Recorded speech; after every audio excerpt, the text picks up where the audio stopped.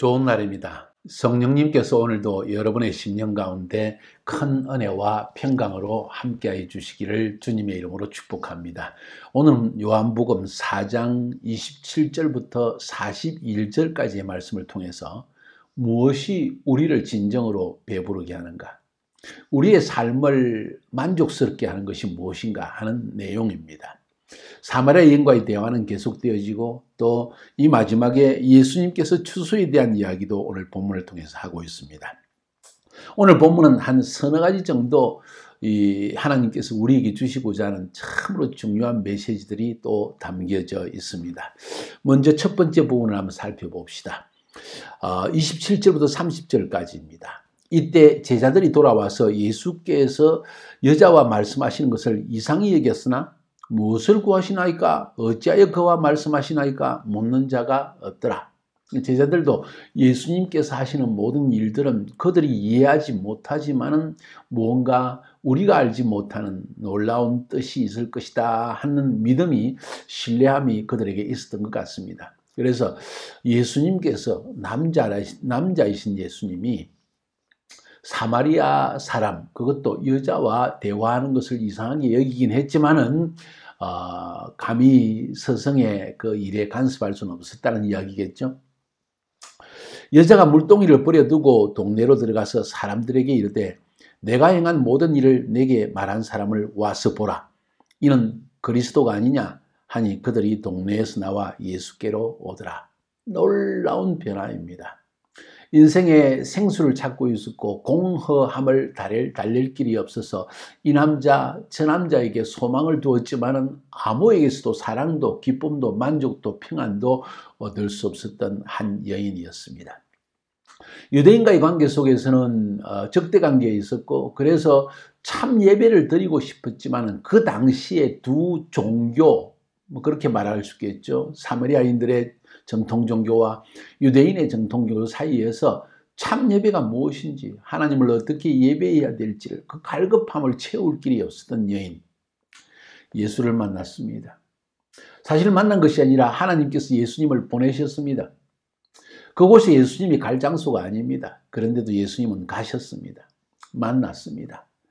하나님이 보내신 그 사람 덕분에 사마리아 여인은 주님을 만나게 되어지고 그리고 그가 메시아라는 사실을 발견하게 되어집니다. 아직도 조금 더 미심쩍은 부분이 있었는지 모르지만 그 마음속에 이 사람이야말로 메시아가 아닌가 하는 확정이 들었던 것을 볼 수가 있습니다. 참 예배에 대한 확신도 얻었고요. 또 내 안에 생수를 주신다는 말씀을 하시는데 그분과 대화하는 가운데 뭔가 생수가 내 안에서 샘솟는 것 같은 느낌을 받았지 않았을까요?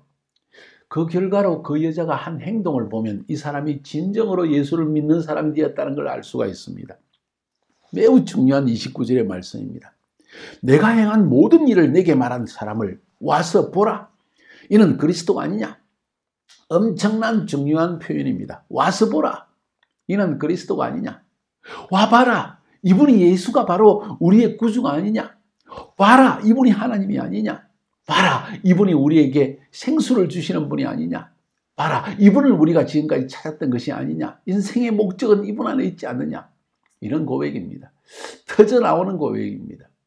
사람들을 만나기를 꺼려했던 사마리아 여인이었습니다. 그런데 웬걸 여기에 보니까 모든 사람에게 달려가서 그녀가 스스로 사람들을 찾아가서 떳떳하게 담대하게 큰 소리로 확신 속에서 와보라, 이 사람이 바로 메시아가 아니냐 하고 외치고 있다는 사실입니다.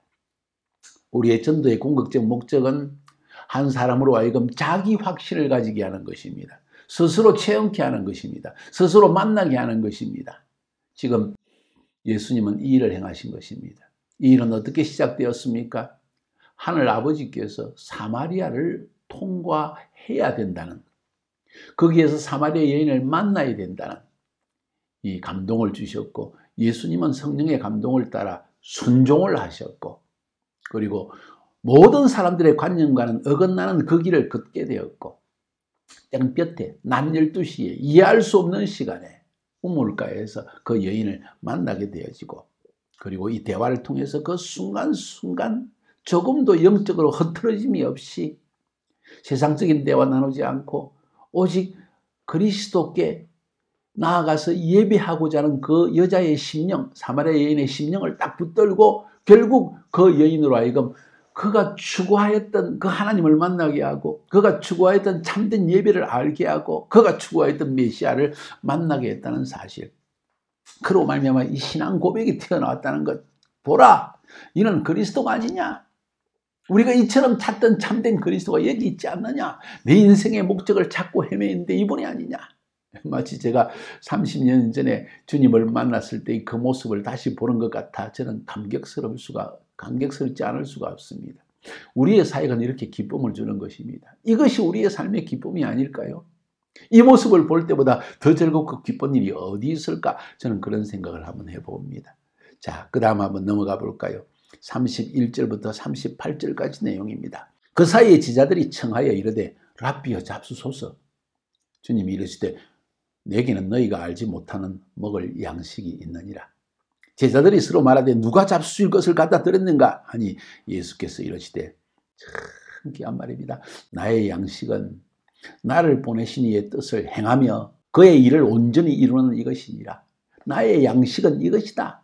아버지의 뜻을 행하는 것이다. 아버지의 뜻이 이루어지는 것을 눈으로 목도하는 것이 나의 양식이다. 내게 만족을 주는 것이다. 배부르기 위해서 먹지 않느냐? 하나님의 뜻을 이루기 위해서 우리가 사는 것이 아니냐? 우리가 24시간 행동하고 거동하고 사람을 만나고 일을 행하는 것은 목적은 무엇이냐?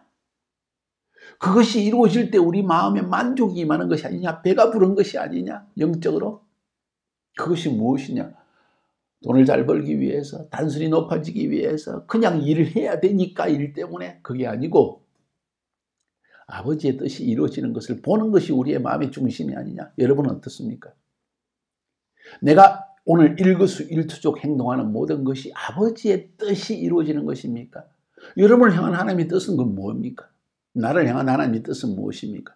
저는 다행히도 감사하게도 하나님이 그걸 보여주셨고 나는 그 길을 향하여 매일 매 순간 살아가고 있기 때문에 저도 배부릅니다.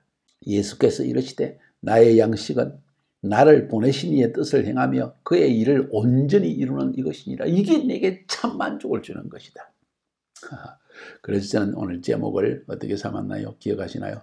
무엇이 우리를 진정으로 배부르게 하는가? 무엇이 우리의 인생을 만족스럽게 하는가? 하는 질문을 던진 것입니다. 예수님은 바로 이 이야기를 우리에게 들려주고 있습니다. 계속해서 말씀하십니다. 하나님이 기뻐하시는 일, 하나님의 뜻을 이루는 것, 우리를 통해서 하나님이 하시고자 하는 일은 무엇입니까? 추수하는 것이라는 거예요. 추수. 영원히 주님께 돌아오는 것을 하나님이 우리를 통해서 하기를 원한다는 거예요. 너희는 넉 달이 지나야 추수할 때가 이르겠다 하지 아니하느냐? 속담에 넉 달이 지나야 추수할 때가 이르렀다. 이건 게으르다는 뜻이에요. 아직 넉 달이나 남았어 하는 이야기입니다. 뭐 하나님이 알아서 하시겠지 뭐 하는 그런 태도라는 거예요. 너희는 넉 달이 지나야 추수할 때가 이르겠다 하지 아니하느냐? 그러나 나는 너희에게 이르노니 너희 눈을 들어 밭을 보라. 휘어져 추수하게 되었도다. 너희는 지금 말하기 아직 추수할 때가 아니라고 하지. 농부들이 게으를 때 그런 말을 한다는 거예요. 우리는 영적인 추수꾼입니다. 영적 농부입니다. 근데 하나님이 알아서 하시겠지 뭐. 아직 하나님 때가 이르지 않았어. 그래서 사람들이 저러잖아 하고 말하지만은 사실은 눈을 들어서 영적인 눈을 떠서 한번 쳐다보라. 내 주위에 지금 하나님을 찾고 갈구하는 심령이 그냥 널려져 있다. 온데 지금 추수할 지금 때가 이르렀다는 모습을 세상은 보여주고 있다. 그런 이야기입니다. 휘어져 추수하게 되었다. 곡식이 벌써 익어서 툭툭 터져나가고 있다. 그런데 우리는 지금 앉아서 내 일을 하고 있다. 만족 있느냐? 만족 없지. 왜냐하면 하나님께서 원하시는 그 뜻, 나를 향하신 하나님의 부르심을 성취해 나갈 때 참된 만족이 있는데 뭔가 일을 하고 돈도 벌고 뭔가 사람과 만나기도 하고 뭔가 24시간 분주하게 바쁘게 정신이 움직이고 있는데도 참으로 영혼의 만족이 없는 것은 해야 할 그 일을 지금 하고 있지 않기 때문이다 하는 사실을 지금 보여주는 거예요. 그 해야 할 일이 뭐냐? 하나님은 추수하고 계시는 하나님이시다. 하나님은 추수하시는 하나님이시다. 그것이 모든 사람을 향한 하나님의 뜻이다 하는 것을 지금 보여주는 게 아닌가요? 그러면서 우리가 하는 추수가 지금 어떤 맥락 속에 있는지를 지금 또 말씀하십니다. 거두는 자가 이미 삭도 받고 영생에 이르는 열매를 모으나니 이는 뿌리는 자와 거두는 자가 함께 즐거워하게 함이라. 그런즉 한 사람이 심고 다른 사람이 거둔다 하는 말이 옳도다. 내가 너희에게 노력하지 아니한 것을 거두러 보내었노니 다른 사람들은 노력하였고 너희는 그들이 노력한 것에 참여하느니라. 무슨 말씀입니까? 지금 추수할 때는 이르렀다. 너희들은 지금 추수꾼으로 곡식을 거두는 자로 부르심을 받았다. 너희 이전에는 씨 뿌리는 자들이 있었다. 모세가 씨를 뿌렸고 아브라함이 씨를 뿌렸고 다윗이 씨를 뿌렸고 선지자들이 매를 맞고 죽임을 당하면서 씨를 뿌렸다. 고통 속에서. 심지어 세례 요한도 와가지고 씨를 뿌렸다. 사람들로 하여금 그 심령 속에 이 구원의 열매가 맺혀지도록, 회개의 열매가 맺혀지도록 이런 씨를 뿌린 자들이었다. 그런데 너희들은 지금 씨 뿌리라는 것도 아니다. 길을 준비하라는 것도 아니다. 너희는 지금 이미 준비된 것을 거두기만 해도 된다. 그렇기 때문에 상도 크지만은 만약에 너희들이 이 일에 순종하지 아니할 때 그로 말미암은 책망도 클 것이다. 마치 저는 그렇게 들려집니다. 씨 뿌리는 자는 이미 수고했지만 너희들은 씨 뿌리는 일에 수고에도 참여하지 않고 거두는 축복만을 누리게 되는 그런 삶을 살고 있다. 내가 너희로 노력하지 아니한 것을 거두러 보내었노니 다른 사람들은 노력하였고 너희는 그들이 노력한 것에 탐내하느니라. 사랑하는 여러분, 추수는 이미 시작되어졌습니다. 예수님 시대부터 지금까지 추수는 계속되고 있습니다. 성령님은 계속 각 사람 위에 임하고 있습니다. 주님 오시는 날까지 계속될 것입니다. 우리는 추수꾼으로 부르심을 받았습니다. 오늘 참 만족을 누리기 원합니까? 아니, 앞으로 계속되는 여러분의 삶에 참 만족을 누리는 인생을 살기 원합니까? 추수꾼이 되어야 합니다. 단순히 인생을 열심히 사는 것이 아닙니다. 목적 있는 열심입니다. 방향이 있는 열심입니다. 그 목적과 방향은 아버지의 뜻을 이루는 것인데 그 아버지의 뜻은 성경에서 말하기를 추수에 참여하는 것이다. 이미 준비되어져 있다. 영혼은 준비되어 있다. 다만 귀를 기울이라. 성령님이 내게 주시는 음성에 귀를 기울이라. 그 음성을 따라서 한 걸음 한 걸음 한 걸음 한 걸음 순종하며 나아가면 된다. 어렵게 생각하지 말라. 하나님은 내 안에서 일하시는 하나님이시다. 지금 그 말씀하고 있는 것입니다. 마지막 부분 볼까요? 39절부터 42절까지 여자의 말이 네가 행한 모든 것을 그가 내게 말하였다 증언하므로 그 동네 중에 많은 사마리아인들이 예수를 믿는지라.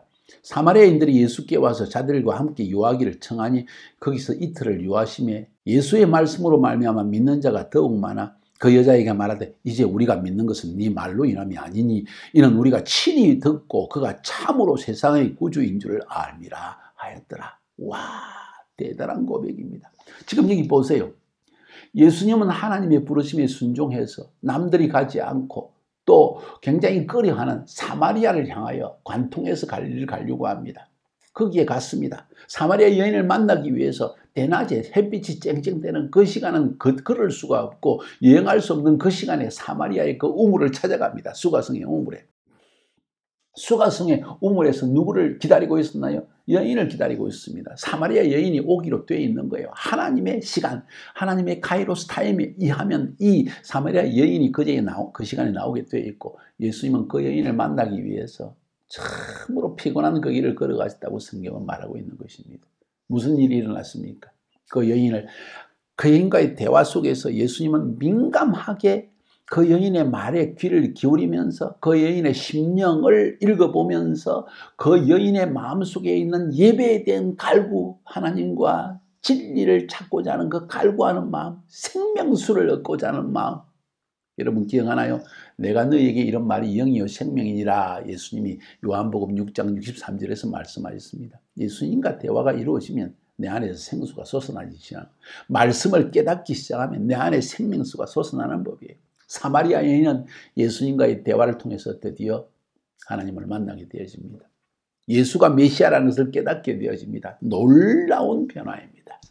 이 놀라운 변화에 그치지 않습니다. 여러분, 초신자가 가장 전도 잘한다는 말 아세요? 오래된 신자, 늙은 장딸과 같은 신자, 죄송합니다. 이런 사람들은요, 습관적으로 교회를 다니고 있기 때문에 전도라는 것을 알지 못합니다. 열정이 식어졌습니다. 형식화되어져 있습니다. 그리고 내가 신앙생활 잘하는 것으로 착각을 하는 경우가 있습니다. 오늘 본문에 보니까 이 사마리아 여인은 초신자였습니다. 오늘 막 거듭났습니다. 오늘 주님을 체험했습니다. 그리고는 달려가서 동네 사람에게 복음을 전합니다. 이제는 그 다음 단계에서 동네 사람들이 말하기를 우리가 이제는 네 말 때문에 그리스도를 믿는 게 아니라 우리가 직접 듣고 체험해서 그분은 세상의 구주라는 것을 우리가 믿는다 하는 고백이 튀어나옵니다. 이건 놀라운 고백입니다. 신앙 3세대가 일어난 것입니다. 1세대 예수님이라면 2세대 사마리아 여인이고 3세대는 사마리아 여인을 통해서 태어난 이 사마리아 도시의 사람들, 예수 믿는 사람들입니다. 어쩌면 이렇게 해서 예수님께서 이미 사마리아의 복음의 전도의 길을 열어놓았기 때문에 사도행전 8장에 보면 예수님의 제자 중에서 빌립 집사, 그것도 사도도 아니고 집사인 사도 빌립 말고 다른 빌립, 집사인 빌립이 사마리아에 가서 복음을 증거하게 되어집니다. 그리고 베드로와 요한이 사마리아에 내려가서 복음을 증거하니까 사람들이 성령을 받고 그곳에 놀라운 부흥의 역사가 일어나기 시작합니다. 누가 그 길을 닦았나요? 예수님이 닦았습니다. 이미 예수 믿는 사람들이 그 안에 신앙의 씨앗이 그 도시 안에 이미 형성되어 있었다는 것을 지금 말하고 있는 거예요. 중요한 사실은 사마리아 여인 신앙 2세대, 사마리아 여인을 통해서 예수 믿는 사람들, 이제 그들이 체험하여 믿게 된 사람들이 또 제3세대, 신앙의 3세대가 일어났다는 사실입니다. 여러분, 이런 만족된 삶, 이런 영혼의 기쁨을 주는 삶, 배부르는 삶을 추구하지 않겠습니까? 단순히 그냥 나는 예수 잘 믿고 내 자신은 하나님 앞에 기도 많이 하고 나만 하나님 앞에 잘 주님 신앙생활 잘하면 된다. 그것도 굉장히 중요합니다. 오늘 같은 사회 속에서 세속주의에 물들지 않고 그런 삶을 사는 건 너무너무 중요하지요. 근데 그것보다 더 중요한 것은 무엇인가 하니 나를 통해서 예수 믿는 사람이 태어났고 그 사람을 통해서 또 그 다음 3세대까지 예수를 믿는 일이 일어난 걸 보고 싶지 않습니까? 이것이 제자화라는 것입니다. 이 제자화의 근본 키가 어디 있습니까? 영혼을 구원하고자 하는 열정입니다. 영혼에 대한 열정, 예수님 안에 있는 열정. 그 열정은 어디에서 일어났습니까? 하나님께 귀를 기울이고 성령님의 음성에 순종하는 마음에서 일어났습니다. 그리고 거기에 청종해서 사마리아까지 들어간 예수님의 발걸음에서 일어났습니다. 여러분, 이런 삶을 살고 싶지 않습니까? 그것이 진정으로 만족을 주는 사람입니다.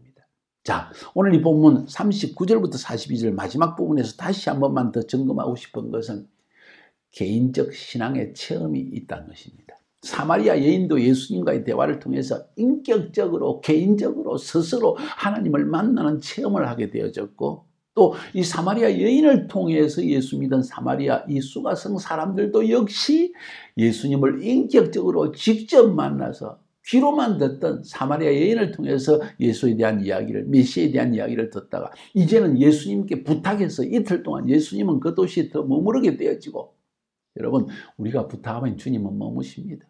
주님은 참으로 은혜로우신 분이십니다.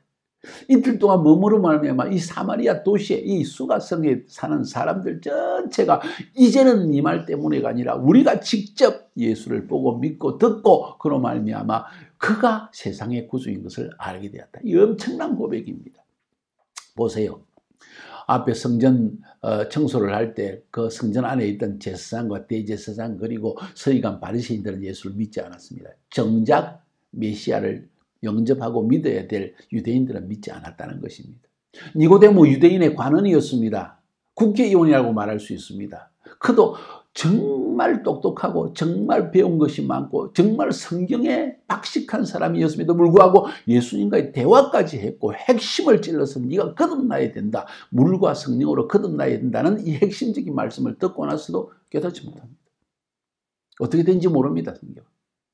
물론 마지막에 예수님은 장사 지낼 때 아리마대 요셉과 니고데모가 예수님의 장사를 준비한 걸 보아서 이 사람도 역시 예수를 은밀한 예수님의 제자, 은밀한 예수님의 제자 아마 그럴 것입니다. 그러나 분명하게 드러내고 자신을 예수를 제자로 공적으로 드러내지 못한 사람입니다. 그런데 이 사마리아 여인은 사마리아 사람입니다. 이방인과 같은 존재입니다. 그가 예수를 믿게 되었을 때 그를 통해서 니고데모보다도 제사장들보다도 더 많은 사람들을 예수께로 인도한 사람이 되었다는 사실. 지금 성경은 그걸 이야기하고 있는 거예요. 세상의 구주시라. 유대인의 메시아가 아니라 세상의 메시아라는 사실을 이제 알았다는 거예요. 사마리아인들이. 예수님은 그것을 전한 것입니다. 여기에 우리 인생에 배부름이 있습니다. 여기에 우리의 인생에 만족이 있습니다. 여기에 우리 인생에 기쁨이 있습니다. 여러분, 이 기쁨의 삶을 혹시 옆으로 살짝 밀어넣고 내 삶을 추구하고 있지는 않습니까? 혹은 목적 없는, 방향 없는, 향방 없는 인생을 지금 살고 있는 건 아닙니까? 다시 한번 점검해 봅시다. 오늘 예수님의 이 사마리아 이 전도를 통하여서 우리는 엄청나게 많은 교훈들을 얻게 되어집니다. 사랑하는 여러분, 이 말씀을 기억하고 나는 주님의 음성에 순종하여 내 길을 걸어가고 있는가? 나의 인생의 만족, 배부름은 하나님의 뜻을 이루는 것인가? 저 역시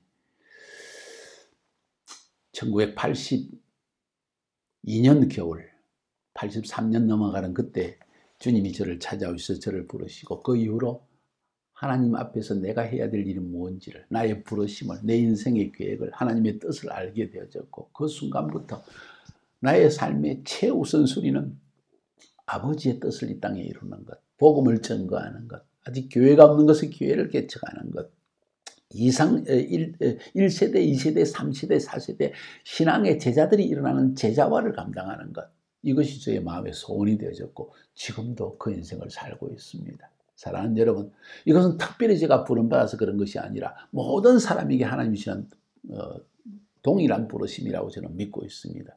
우리 이 일에 동참하지 않겠습니까? 아니, 하나님의 부르심에 응답하지 않겠습니까? 승리하시기를 주님의 이름으로 축복합니다.